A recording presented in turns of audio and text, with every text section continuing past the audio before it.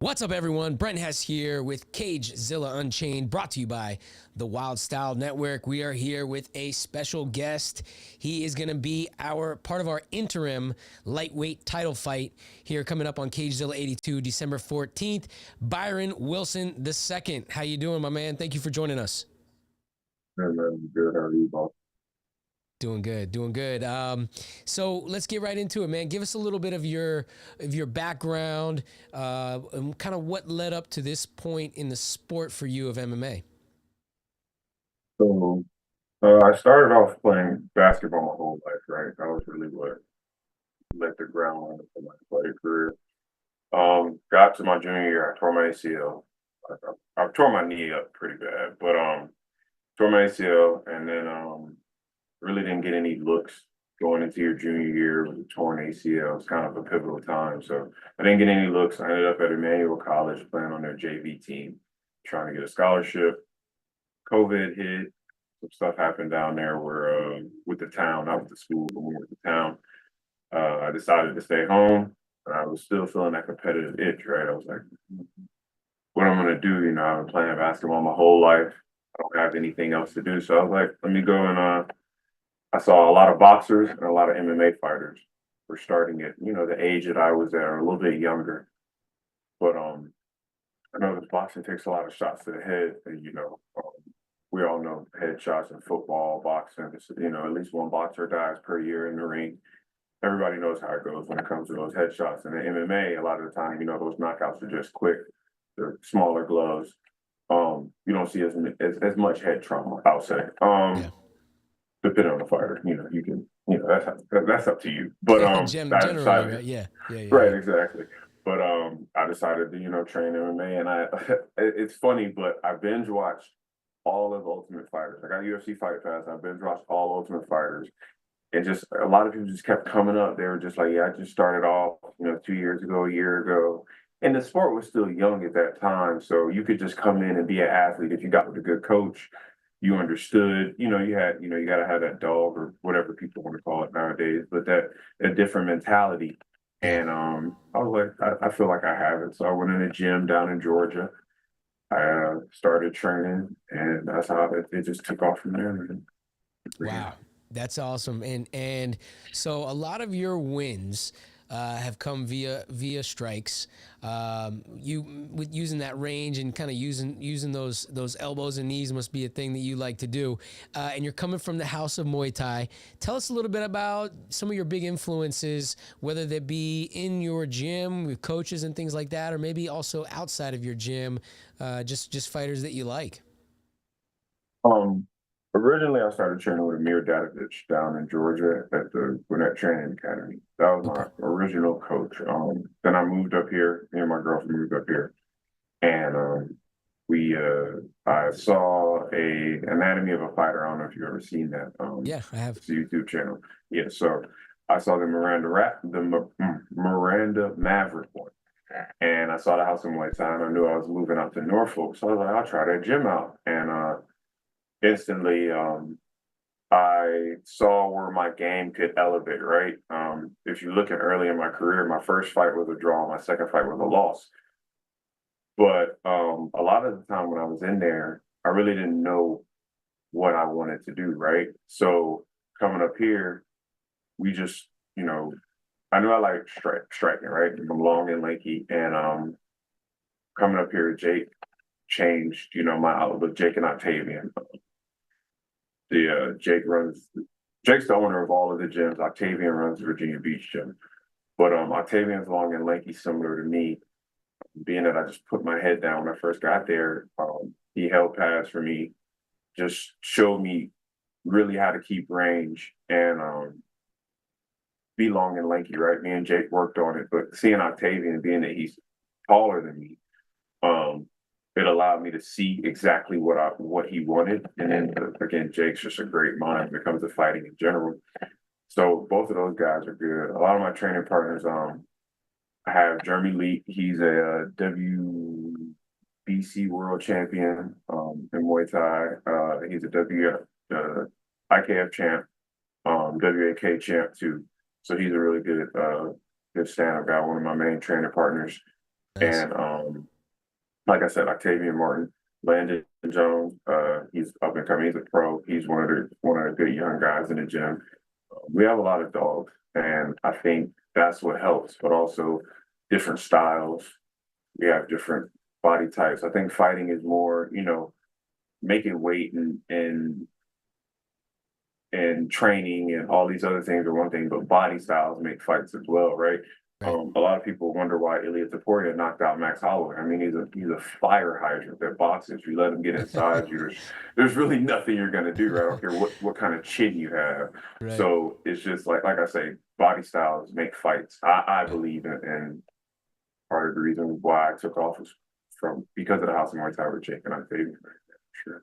That's awesome. Yeah, no, it sounds like you got a good grasp on, the perspective of a fighter, and you got to know how to fight to your body style, like you say, right? Like you, with your body style, tall, you 5'11", you probably use a little bit of that range a lot, right? For sure. I try to. I try Yeah. to. Yeah, hey, you're doing something right. You're number 7 in all of Virginia, out of all the lightweights, and you're looking good, man. Teed up for a nice interim title fight. I know you've already had the title here for Cagezilla and the lightweight title. Your upcoming opponent, Mohamed Bangura, he's like you. He's winning inside the Cagezilla cage is nothing new for him. He's done it before. He's been under the bright Cagezilla lights, much as you have. Tell us, what have you seen in him? Have you seen anything in him that you might be able to exploit, or maybe you don't want to share with us, but share with us what you can, and what you know about your upcoming opponent. Um, no, I don't mind sharing anything. I do have one question though. Have you interviewed him yet? Yeah, Yeah. Okay. All right. yeah, We'll talk yep, after yep, yep. Okay. Okay. Cool. No. He's a good fighter. He looks like he comes forward. He wants to fight for sure. I see his one loss was by a guy. I think I was supposed to fight. Something fell through. But I see the Jimmy trains out of haven't really heard of it. I tried to look it up on Instagram, couldn't get a grasp of what they do. I think it's grappling per se. We'll see. But I see he likes to grapple, which is fine. I have no problem grappling. Similar to what you said earlier, a lot of my fights are like I end up with strikes, but if you notice, all of my fights I end up on the ground. And Huh. Okay. yeah, I always end up on the ground. Whether it be my first Cagezilla fight with Sean Murphy, he took me down, and that was a fun fight. I won that one with 6 seconds, and then with Jason Wilson, I ended up on the ground too. Yeah. Um, yeah, Sean Murphy was strikes on the ground. Actually, it wasn't standing strikes; there were strikes on the ground. Oh wow. Jason, he definitely. I think I cut him early, and I can't remember, but yeah, those two fights, and then the last one with Diallo, I ended up on the ground at the end of the fight as well. So, which cost me the fight, I believe. But yeah, man, I think he's a grappler. He's gonna want to take it to the ground, especially Yeah. after he feels the power in the range. But we'll see, man. It's a fight, and I don't really underestimate anybody. Right. But I do believe he'll walk into something if he doesn't. If he's the same guy that he's been in his previous fight. Now, if he's improved a little bit, then we'll see. But from what I've seen, he'll walk himself into something pretty early. And it just depends on what he's going to do with that. That's right. It sounds like you're coming with the fireworks on the feet, man, and you're not afraid to bring it to the ground. It sounds like a lot of your opponents have really just kind of like felt like that's their way to maybe calm your strikes down a little bit, is getting you to the floor. I don't know if they've been able to kind of stand up and bang with you, and so that's kudos to you, man. Now I don't want to look past Muhammad. I know you're not looking past him here at Cagezilla 82, but if and when you do get the job done here, December 14th, it tees you up for a lightweight title fight. Something that you've had before, actually, something you're used to, something you've been through, and it tees you up for a lightweight title fight against Drew Pays. Tell me, do you know anything about Drew, and what is your opinion on him in regards to you standing across the cage from him? No, I don't. I've seen him in the ranking. I'm not sure. I didn't know he was actually the number one contender. I guess if that's what you want to call it. Who did he beat? The, He won the title. I think it was at Cagezilla 80, I want to say, but okay, so he won the vacant title. Okay, yeah, okay, cool. yeah, exactly. Not too long ago. I think when Diallo maybe vacated it, Okay. he was fighting for the vacant one. So yeah, but you haven't seen too much on him. No, I haven't seen too much on him. Like you said, I don't look past not Diallo, Muhammad. I haven't looked past him, so I didn't even know uh what when I saw it was interim, I didn't know how it came about because at first it wasn't an interim, I guess, and then it became an interim.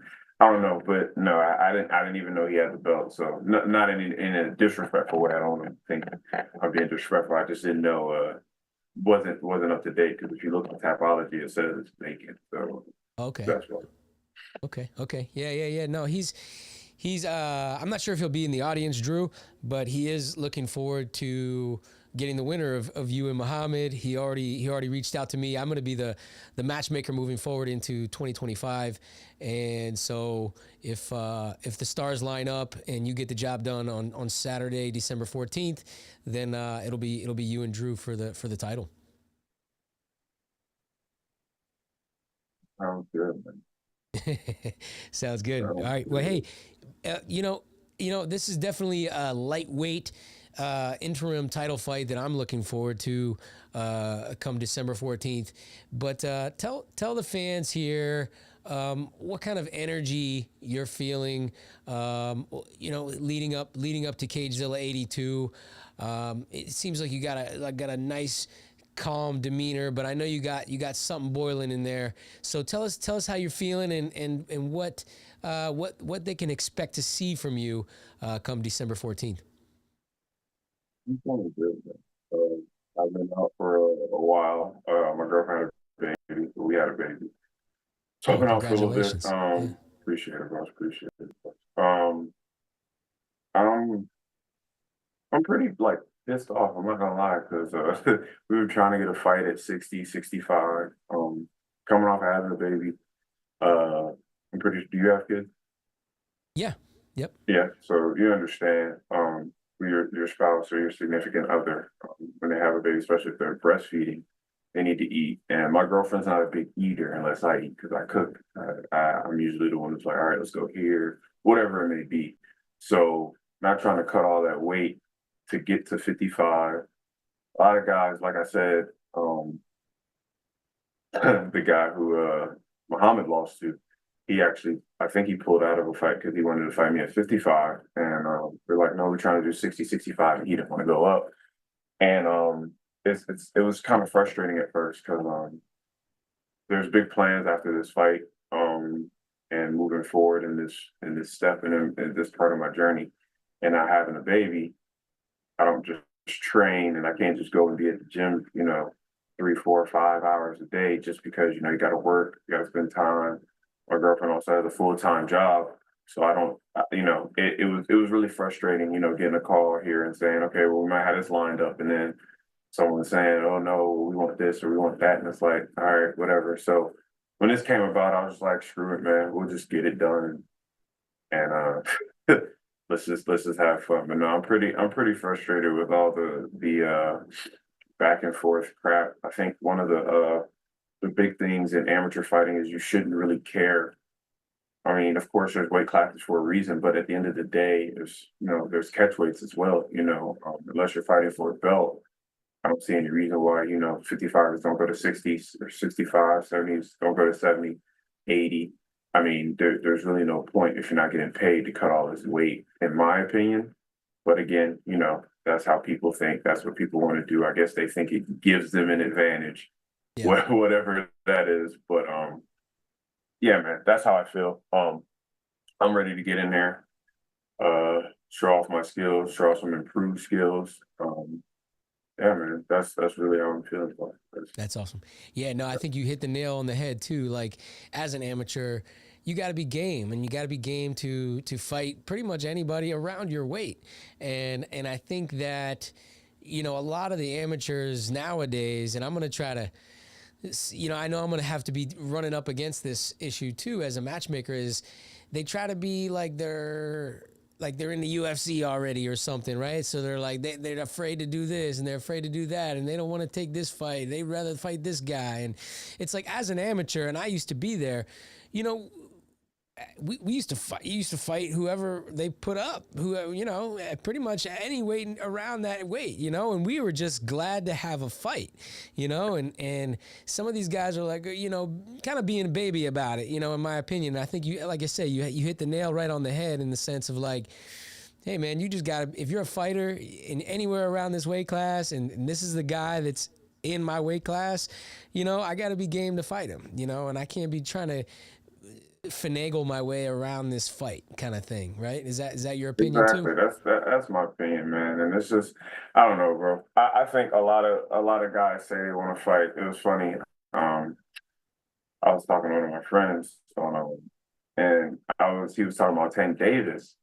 And I just feel like a lot of guys don't want to fight. You know, that's like, it's not a fighter. Like, if you look at a true fighter, they don't care how big you are. Like, you know, if I'm in a street fight, because originally, you know, people go into martial arts, like, I want to learn how to fight. So, you know, if I get beat up or something or whatever it may be, right? Oh, well, if you're in a street fight, what are you gonna be like? Nah, bro, you're 200 pounds You're more. not in You're my weight 150 class. pounds more. Right, exactly. You're not in my weight class. So what does that mean? And like I say, I get it. It's a sport, so there has to be regulations. But again, like you said, all of like this goes away. When we go pro, all of this goes away. I could be 4-2-1, 5-2-1, but it doesn't matter when you go pro because you're 0-0. So it's like that's really how I feel about it. And like you say, it's a mentality of like, you're not in the UFC. Dana really doesn't see you right now, bud. And I'm not gonna lie to you. Dana doesn't, the PFL doesn't see you. No, nobody really sees you. You know what I'm saying? Unless Yeah. you're big on social media, you have this big following.